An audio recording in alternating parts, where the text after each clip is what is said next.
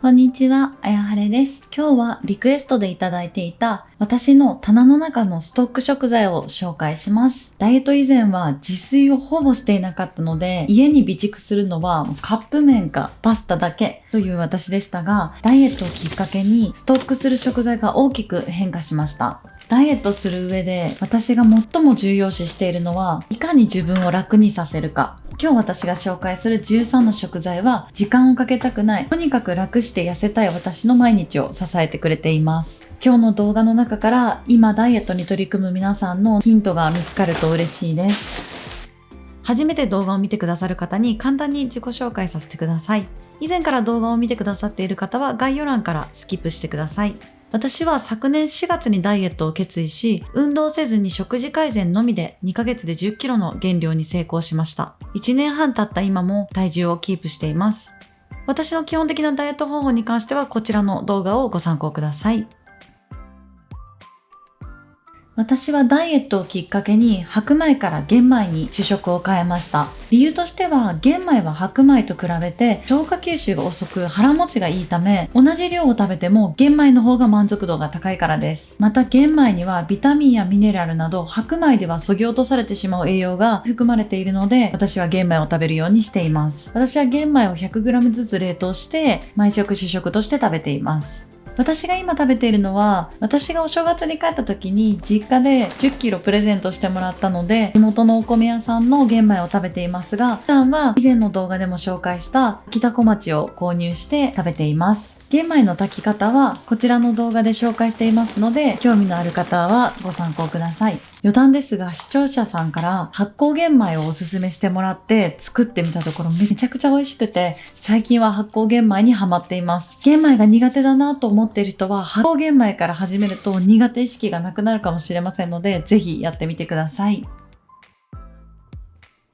玄米に飽きた時や便秘になったり腸内環境を整えたい時に食べるもち麦です。もち麦は食物繊維が白米の23倍で、もち麦を食べると個人的には本当に気持ちのいいお通じが出るので、便秘になったら必ずもち麦を食べます。もち麦は玄米と違って千枚しなくていい分、玄米よりも炊くのが楽なのも嬉しいポイントです。私は雑炊のように食べるのが好きで、プチプチっとした食感が食べ応えがあっていいなと思っています。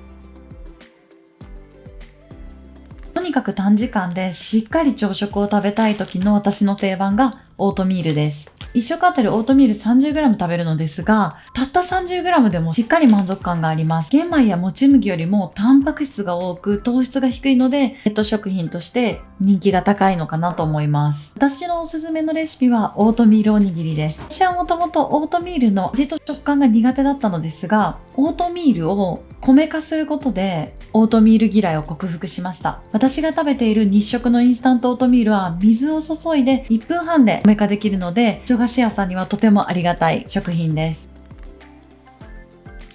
私がダイエット中唯一食べる麺が十割そばです。私はダイエットを始めてから基本的に小麦粉を避けるようにしているので、小麦粉不使用の十割そばを食べるようにしています。私が十割そばを使ったレシピで一番多いのは鶏肉と椎茸を添えたお蕎麦です。蕎麦自体は大好きなんですけど、個人的には腹持ちがそんなに良くないので、食べる頻度はそこまで多くないのですが、たまに麺類が食べたくなったら十割そばを食べるようにしています。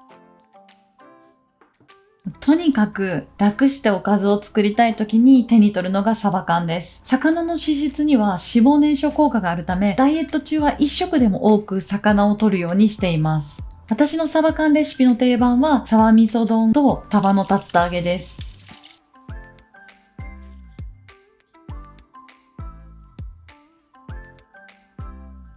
サバ缶のレシピが増えるほどダイエットは楽になると思うので、これからも簡単なアレンジレシピをもっともっと開拓していきたいと思っています。同じく魚を手軽に摂取できるツナ水煮缶も必ずストックしています。一般的なツナ缶はオイル漬けのものが多いですが、水煮缶の方が低カロリーなのでダイエット向きかなと思っています。私はよくツナマヨにしてオートミールおにぎりにしたり、前回の動画で紹介したほうれん草とツナのグラタンなどで使っています。私の過去の動画内ではあまり紹介できていないのですが、アサリの水煮缶も必ずストックしている食材の一つです。アサリはダイエット中の女性にぜひおすすめしたい食材で、私たちが不足しがちになる鉄分が豊富だったり、むくみを解消してくれるカリウムが含まれていたり、またアサリの旨味成分であるコハク酸は血糖値を下げたり脂肪燃焼効果が期待できると言われています。アサリの水煮缶は缶詰のだし汁もそのまま使い、お味噌汁にしたりクラムチャウダーにしたり、アサリの水煮缶のアレンジレシピを紹介していきたいと思います。ダイエット中間食したくなったら、私はまず素焼きナッツを10粒食べます。ナッツは脂質が高いのでカロリーだけ見るとすごく高いのですが、ナッツの脂質は中性脂肪を減らす働きをする良質な脂質と言われています。たった10粒でも腹持ちがいいので、私はダイエット中お腹が空いたらまずナッツを食べるようにしています。ただしいいものも食べ過ぎれば意味がないので、食べ過ぎには注意してください。ちょっと甘いものが食べたくなったり、チョコレートが食べたくなったら、私は必ずこの高カカオチョコレートを食べます。カカオポリフェノールが豊富に含まれた高カカオチョコレートには、代謝アップ効果と抗酸化作用があるため、美肌効果も期待できると言われています。これも同じように食べ過ぎないように、私はいつも1日に2袋までと決めています。おやつ代わりにちょっとつまんだり、プロテインシェイクにして飲んだりする冷凍のブルーベリーです。ブルーベリーを悪く言う文献を私は見たことがないというぐらい、ブルーベリーは栄養価が高いフルーツとして有名です。食物繊維が豊富で、ほんのりとした甘みがダイエット中のおやつにはちょうどいいので、私はちょっと甘いものが食べたくなったら冷凍庫を除いてつまんだりしています。ダイエットを始めてからできるだけ食事にスープを取り入れるようにしている私には欠かせない乾燥わかめです。食物繊維には水溶性食物繊維と不溶性食物繊維の2種類があって、海藻類には水溶性の食物繊維が多く含まれています。水溶性の食物繊維は水に溶ける性質があるので、体内で便を柔らかくしてくれる作用があります。便秘気味の人にはぜひ積極的にとってほしい食材です。わかめ同様、アオサは水溶性食物繊維が豊富な食材です。わかめのスープが飽きた時には、アオサのスープを作ったりします。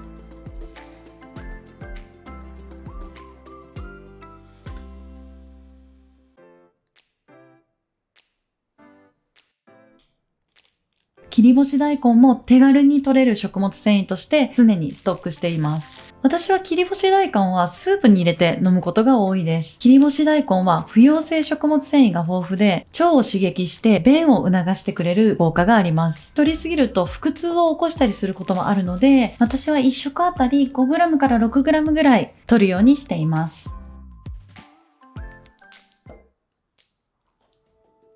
本日も最後までご視聴いただきありがとうございました。ダイエット中、できるだけ自炊することを心がけていますが、時間をかけることは重要ではないと思っています。毎日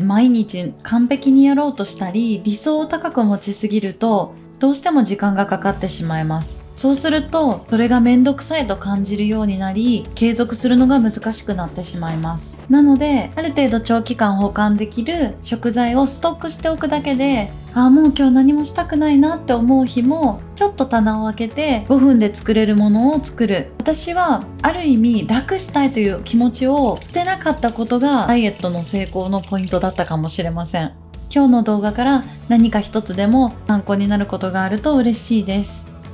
以上、あやはれでした。